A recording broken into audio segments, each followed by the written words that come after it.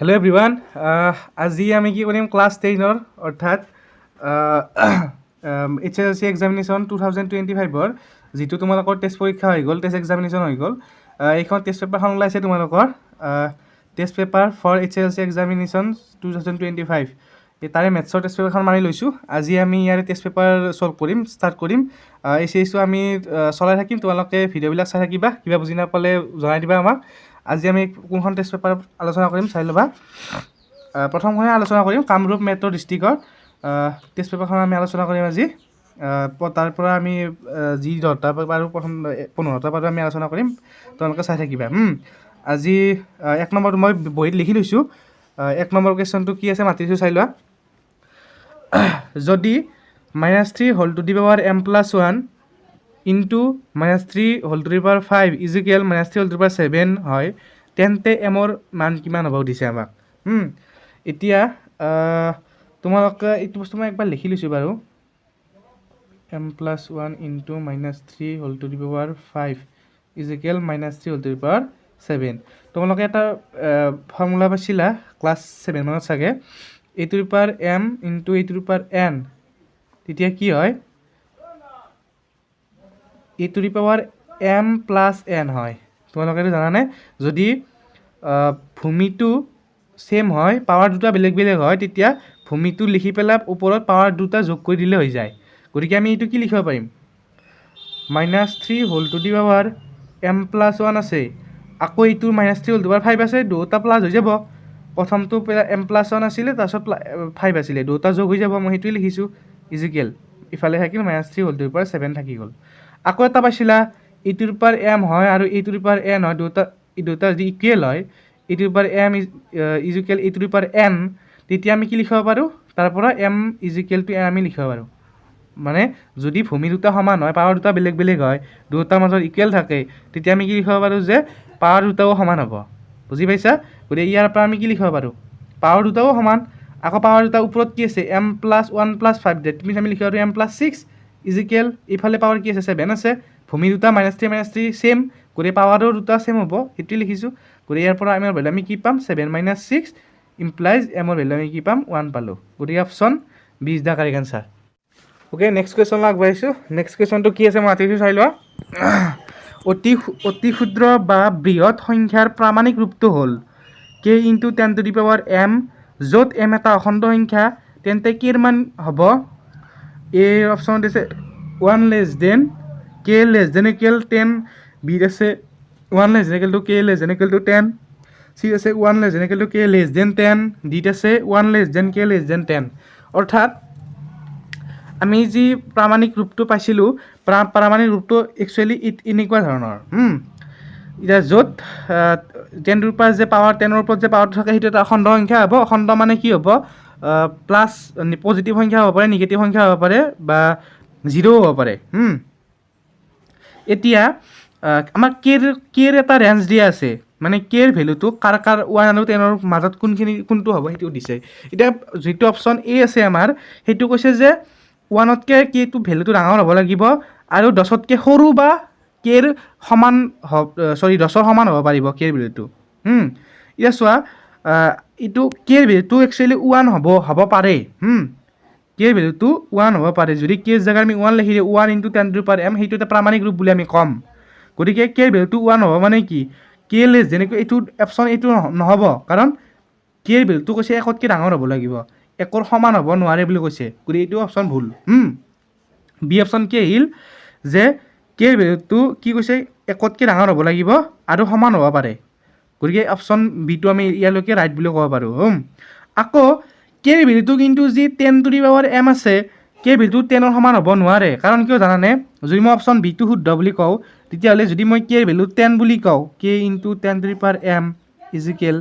কে জেগাত মই যদি 10 লিখি দিওঁ, 10 into 10 to the power m হ'ল। গতিকে এই ফৰ্মুলাটো মতে a to the power m into a to the power n, দুটা পাৱাৰটো প্লাছ হৈ যায়। গতিকে 10 টু দি পাৱাৰ কি লিখিব পাৰি, 1 প্লাছ m।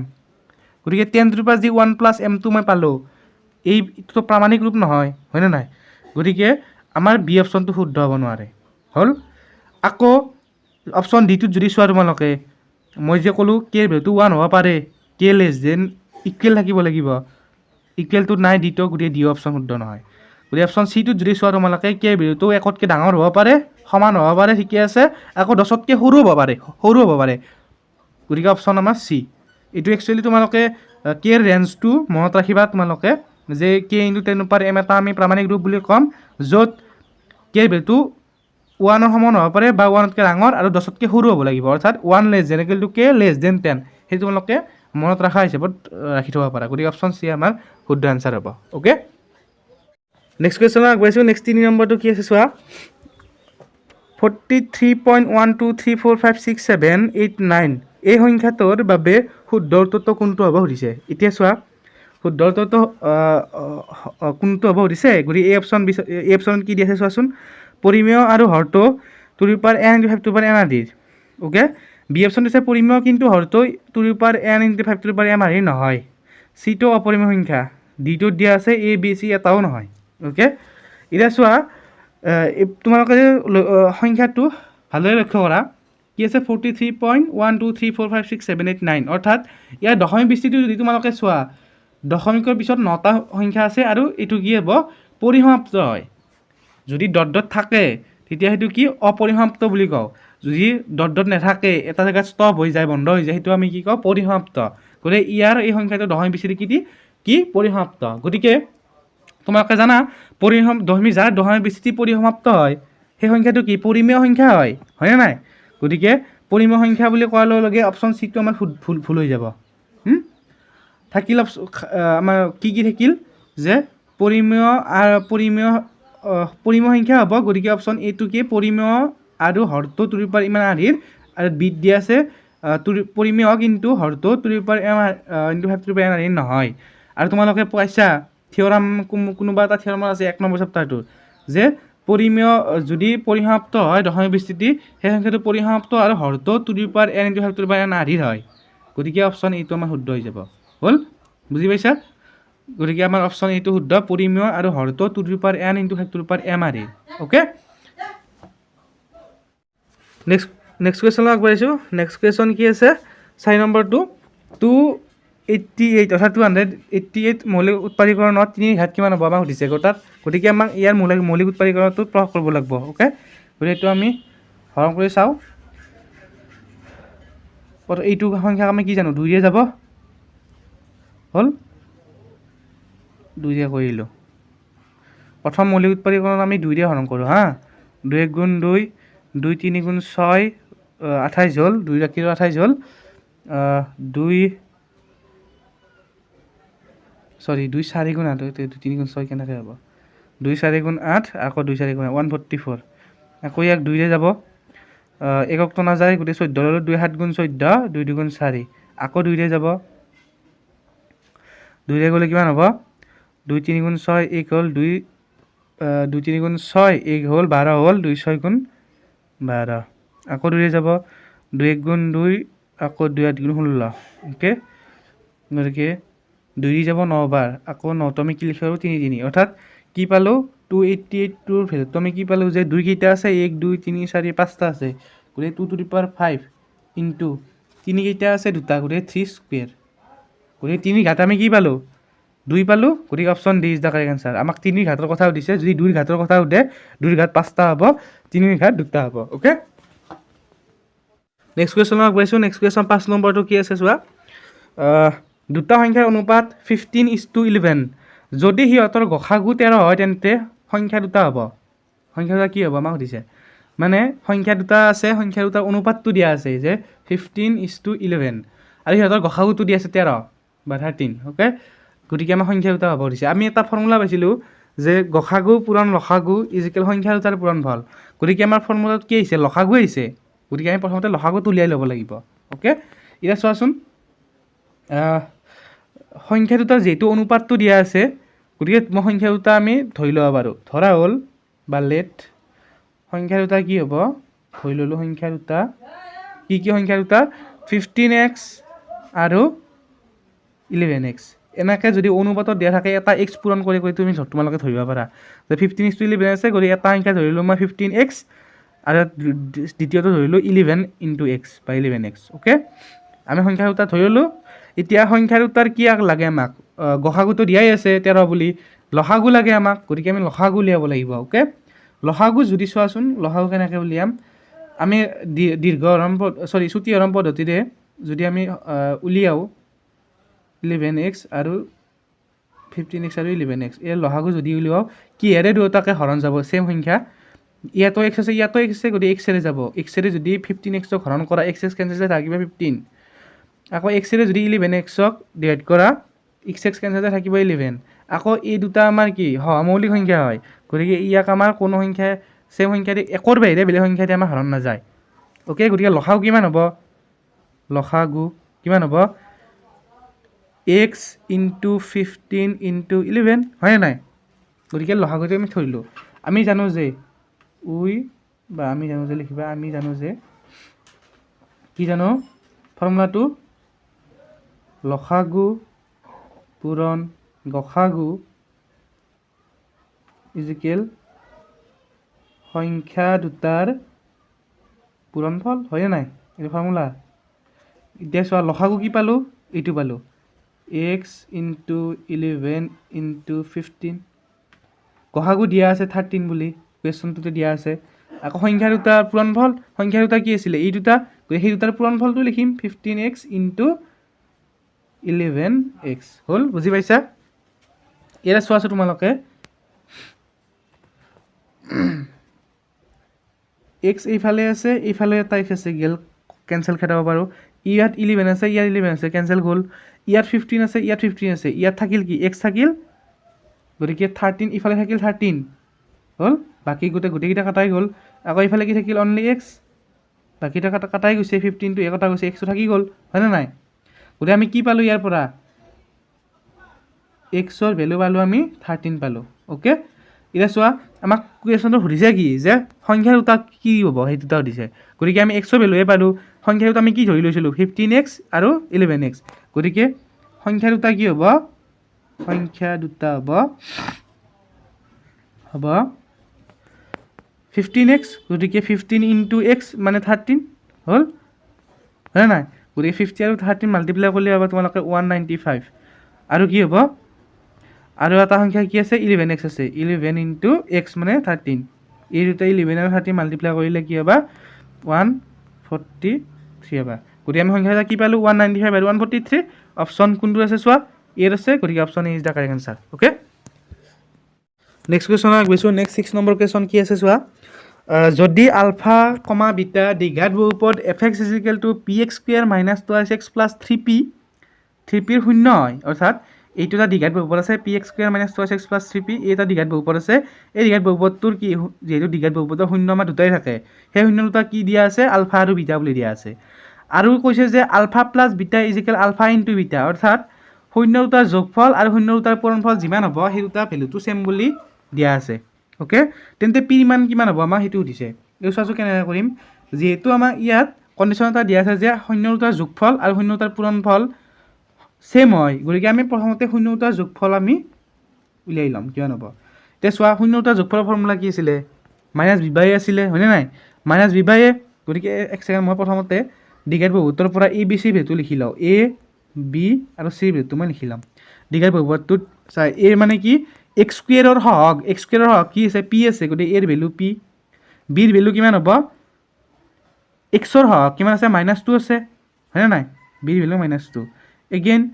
c ৰ ভ্যালু কিমান আছে যোনটো ধ্ৰুবক পদ মানে যাৰ লগত x নাই কাৰ লগত নাই 3p লগত গতিকে c ৰ ভ্যালু আমাৰ 3p ওকে এটা আমাৰ আলফা প্লাস বিটা হৈ যাব অৰ্থাৎ কি শূন্যটা যোগফল ফৰ্মুলা কি আছিল -b/a আছিল -b মানে মাইনাস অফ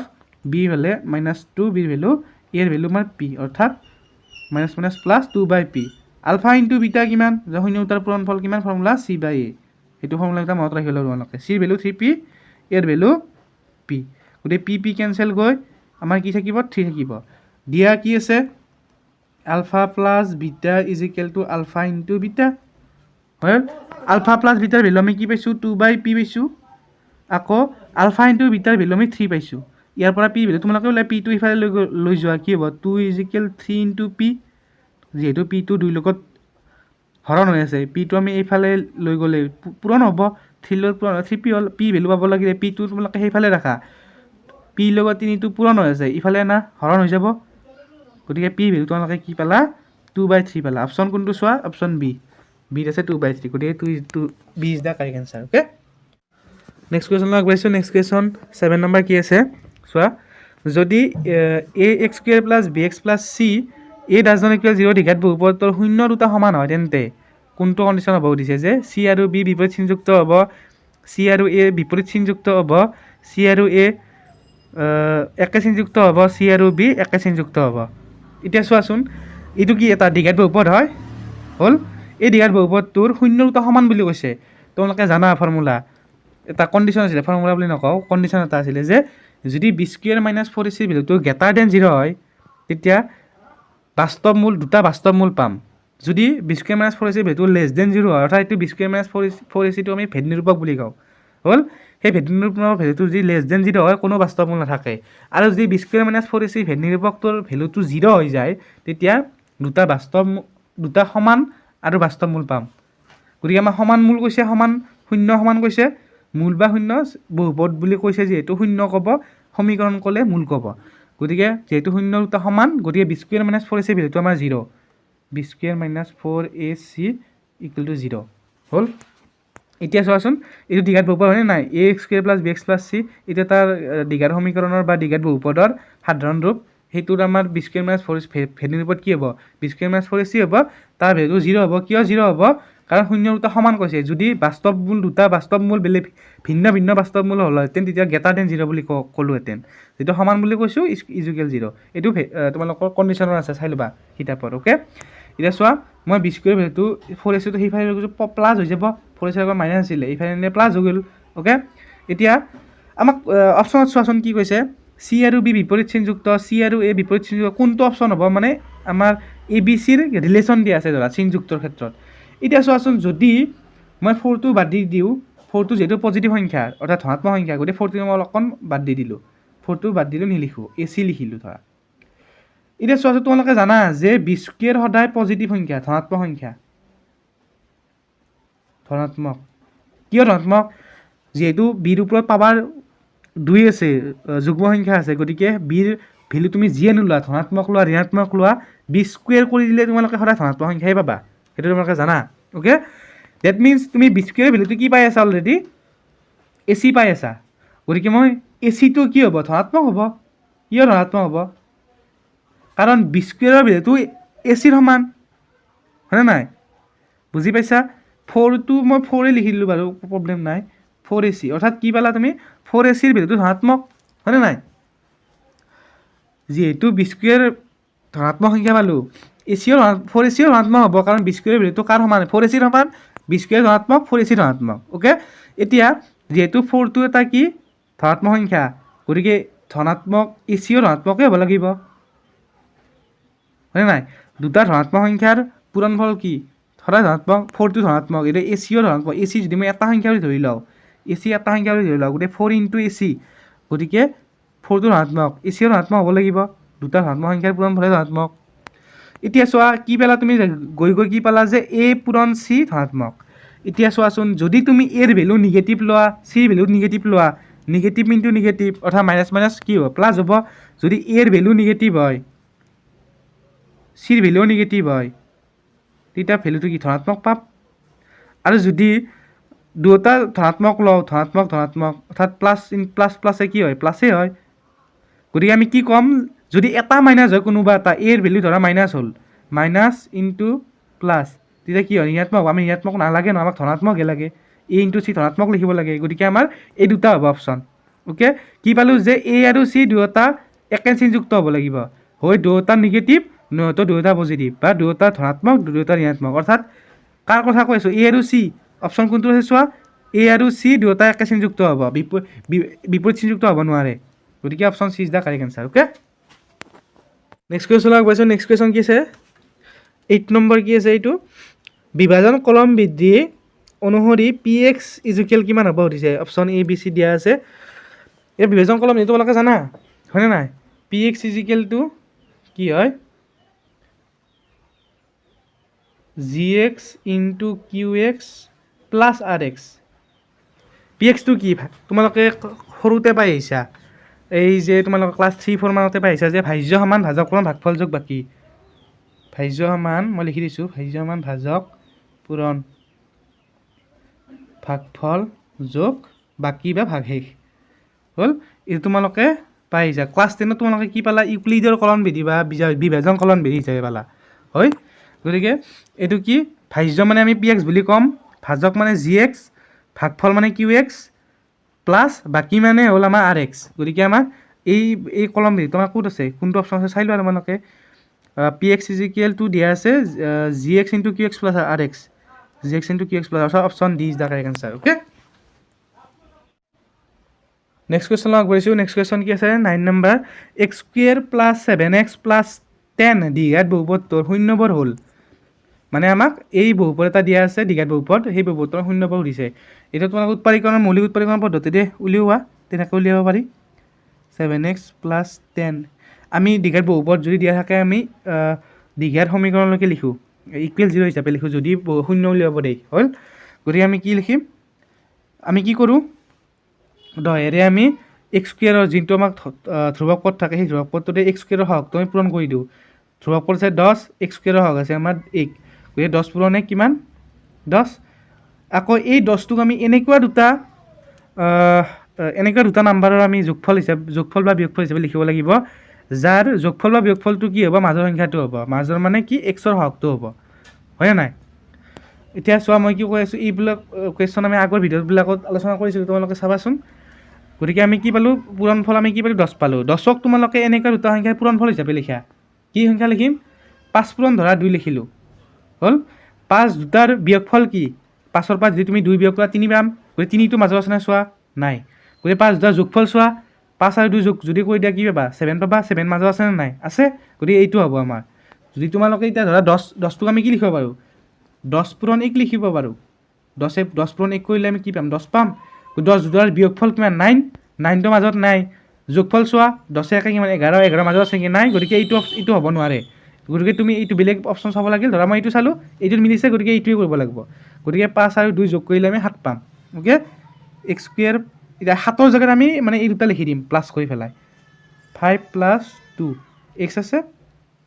প্লাছ 10 আগৰ পৰা আছে অ'কে এতিয়া ব্ৰেকেট ভাঙি দিম 5x xৰে আমি 5ক মাল্টিপ্লাই 5x আকৌ 2ৰে xক মাল্টিপ্লাই কিমান 2x প্লাছ 10টো আগৰ পৰা আছে 0 অ'কে এতিয়া আমি কি কৰিম কমন ল'ম ইয়াৰ পৰা আমি কমন কি আহিব x অনলি আহিব 5টো নাই ইয়াত অকল x আহিব ইয়াতে কি থাকি যাব x কমন হ'লে এটা x থাকিলে দুটা x আছিলে এটা x থাকি গ'ল প্লাছ আছে প্লাছ লিখিছোঁ ইয়াৰ পৰা x নিটো থাকিল কিমান 5 থাকিল হ'ল আচ্ছা ইয়াৰ পৰা আমি কি আহিম ইয়াত যে x নাহে গতিকে কমন এই দুটাৰ পৰা আমি এইখিনি লিখিলোঁ আকৌ বাকী এই দুটা থাকিলে আমি কি হ'ব ইয়াৰ পৰা 2 এটা কমন আহিব কাৰণ 10টোক আমি 2ৰে হৰণ কৰিব পাৰোঁ গতিকে ইয়াতে 2xৰ পৰা 2 কমন হ'লে x থাকি গ'ল প্লাছ ইয়াৰ পৰা 2 এটা কমন থাকি গ'ল কিমান 5 = 0 ইলেক চোৱা এই দুটা সংখ্যা আছে যোগফল হৈ এই দুটা সংখ্যাত কমন কি সংখ্যা কি আছে x + 5 আছে x + 5 তোমালোকে কমন লোৱা কমন ল'লে ইয়াত কি প্ৰথম সংখ্যাটোত কি থাকি যাব x + 5 তো কমনে ল'লা থাকিল কিমান x থাকিল প্লাছ চিন আছে প্লাছ দিলোঁ x + 5 কমন লৈছিলা থাকিল কিমান ইয়াতে 2 গতিকে এইটো নেক্সট কি পালা তোমালোকে নেক্সট কি ক'লা যে দুটা সংখ্যা পূৰণ কৰিলে ভেলুটো 0 আইদাৰ এনেকৈ লিখোঁ আইদাৰ x + 5 = 0 অৰ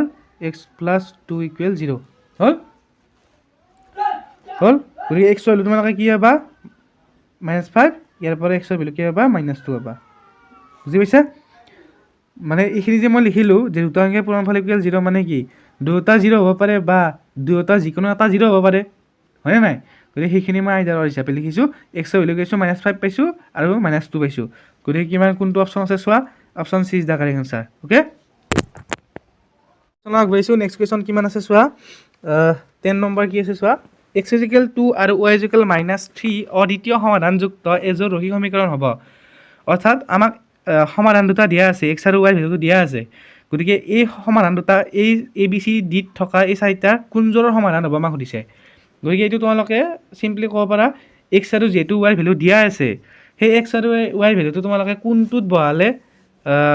সিদ্ধ কৰে সেইটো বস্তু তোমালোকে চাব পাৰা মানে xৰ জাগাত 2 বহা y জায়গাত -3 বহা মানে অপশন ই2 মই চাই লওঁ একবাৰ অপশন ই2ত কি আছে x + y = 1 আছে হল গতিকে x ৰ ঠাইত তোমালোকে 2 বহোৱা আৰু y ঠাইত -3 বহোৱা 2 - 3 হ'ব 2 - 3 ভ্যালু কিমান আছে 1 আছে সরি -1 হ'ব 2 - 3 -1 গতিকে ৰাইট সাইডত কি আছে 1 আছে গতিকে এইটো আমাৰ সৰি এইটো ৰাইট সাইডত 1 আছে আমি পাইছো কি -1 গতিকে অপশন এইটো শুদ্ধ হ'ব নোৱাৰে হল নেক্সট অপশন বি টো চোৱাচোন বি টোত কি আছে 2x + 5y = -11 এতিয়া x ৰ ঠাইত কি আছে 2 বহাব লাগিব গতিকে 2 * 2 + 5 * y ঠাইত কি আছে -3 বহাব লাগিব এখানে ভ্যালু কি পোৱা চোৱা 2 * 2 = 4 5 * -3 -15 গতিকে ইয়াৰ ভ্যালু কিমান পাইছা তুমি -11 পাইছা প্ৰথম সমীকৰণটোত আমি সিদ্ধ কৰিলে ইয়াৰ দ্বিতীয় সমীকৰণটো চাওঁ আমি নেক্সট দ্বিতীয় সমীকৰণ কি আছে 4x + 10y = -26 x ৰ ঠাইত 2 বহোৱা 4 * 2 + 10 * কিমান -3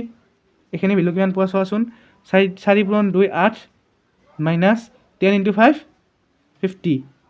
হল গতিকে ইয়াৰ ভ্যালু আমি কি পালো -42 পালো সৰি এইটো 3 ন -30 হ'ব এইটো গতিকে ইয়াৰ ভ্যালু কি পালো আমি -22 পালো অপশন আমাৰ কি আছিল -26 আছিল আমি পালো -22 গতিকে অপশন বি শুদ্ধ নহয় ওকে নেক্সট অপশন সি টো চোৱা সিট কি আছে 2x - y = 1 আছে 2 * 2 কাৰণ x ৰ ঠাইত মই 2 বহাই দিছো আৰু y ঠাইত মই কি বহাম -3 বহাম 2 * 2 মানে 4 -+3 = 4 + 3 4 + 3 = 7 ইয়াত কি পাইছা তোমালোকে কি আছে 1 আছে গতিকে অপশন সি শুদ্ধ নহয় নেক্সট অপশন ডি টোত চোৱা x - 4y = 14 আছে x ৰ ঠাইত কিমান বহাব লাগে 2 বহাব লাগে আৰু y ঠাইত কি বহাব লাগে -3 বহাব লাগে চোৱা ভ্যালু কিমান পোৱা 2 + 4 * 3 12 2 - প্লাস হৈ যাব না মই সেইকাৰণে প্লাস লিখিছো 2 + 12 কিমান 14 আছে 14 ঠিকে আছে নেক্সট দ্বিতীয় সমীকৰণটো চোৱাচোন 5x - y - 13 = 0 আছে গতিকে বহাই দিবা 5 * x মানে 2 মাইনাস y মানে আমাৰ -3 -13 ইয়াৰ ভ্যালু 0 পোৱা নাই চোৱাচোন 5 2 গুণ কিমান 10 এটা মাইনাসে মাইনাসে প্লাস হৈ যাব নে নাই